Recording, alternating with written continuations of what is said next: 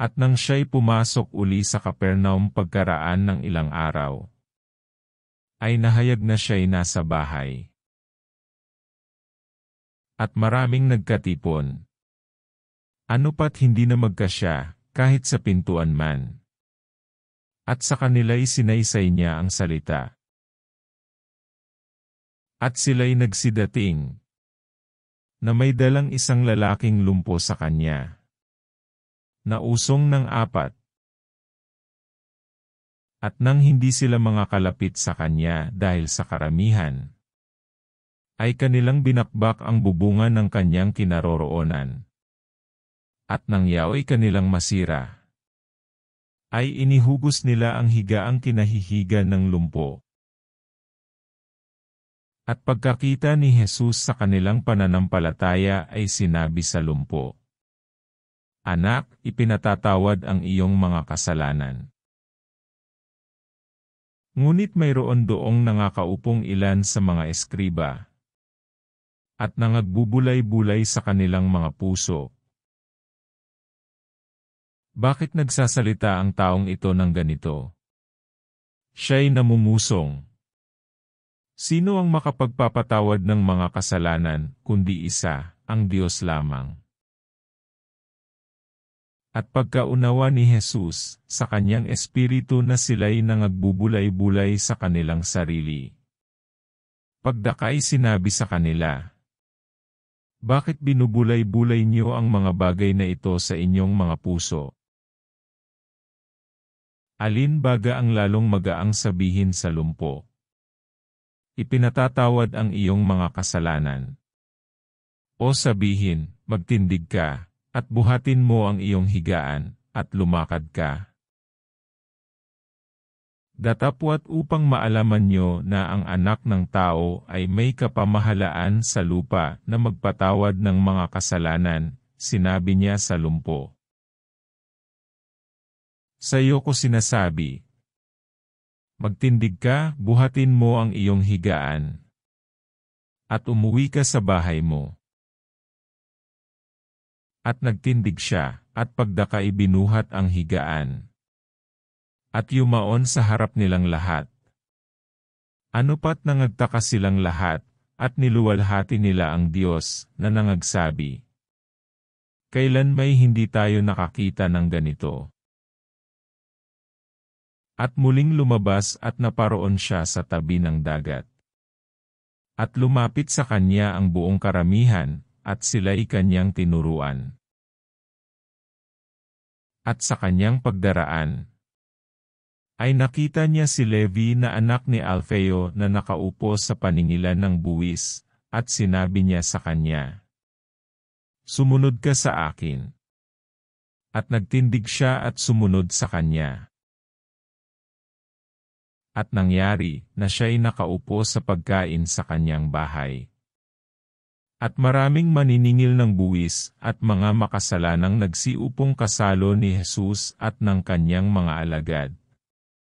Sapagkat sila'y marami, at sila'y nagsisunod sa kanya.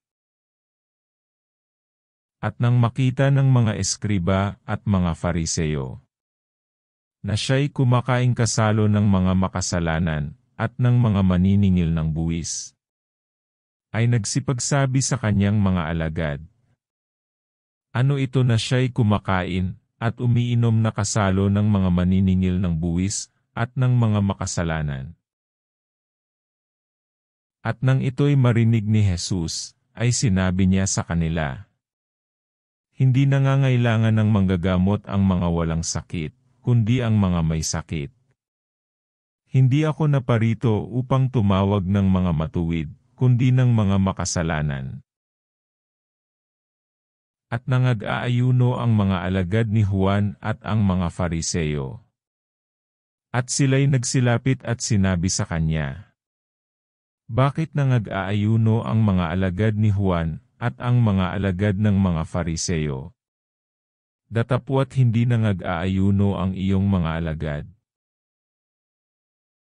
At sinabi sa kanila ni Jesus, "Mangyayari bagang mangag-ayuno ang mga abay sa kasalan. Samantalang ang kasintahang lalaki ay sumasa kanila. Samantalang ang kasintahang lalaki ay sumasa kanila, ay hindi sila makakapag-aayuno.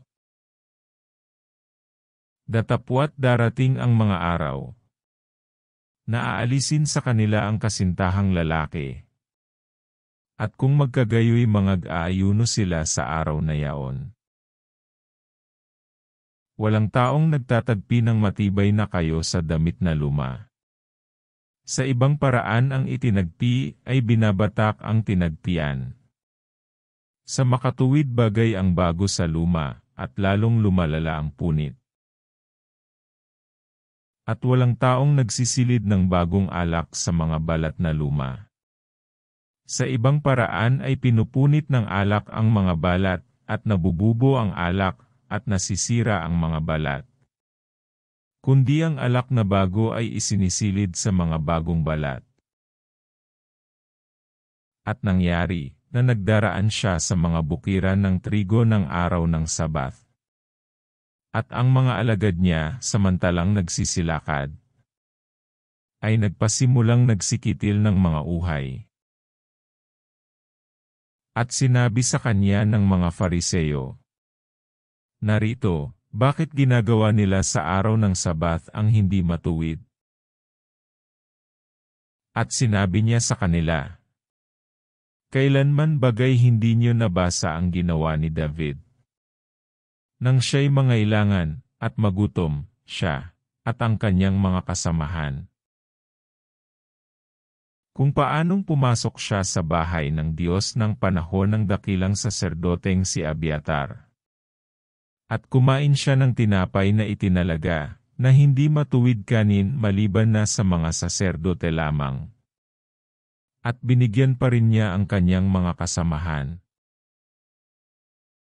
At sinabi niya sa kanila, ginawa ang Sabat ng dahil sa tao, at di ang tao ng dahil sa Sabat. Kaya't ang anak ng tao ay Panginoon din naman ng Sabat."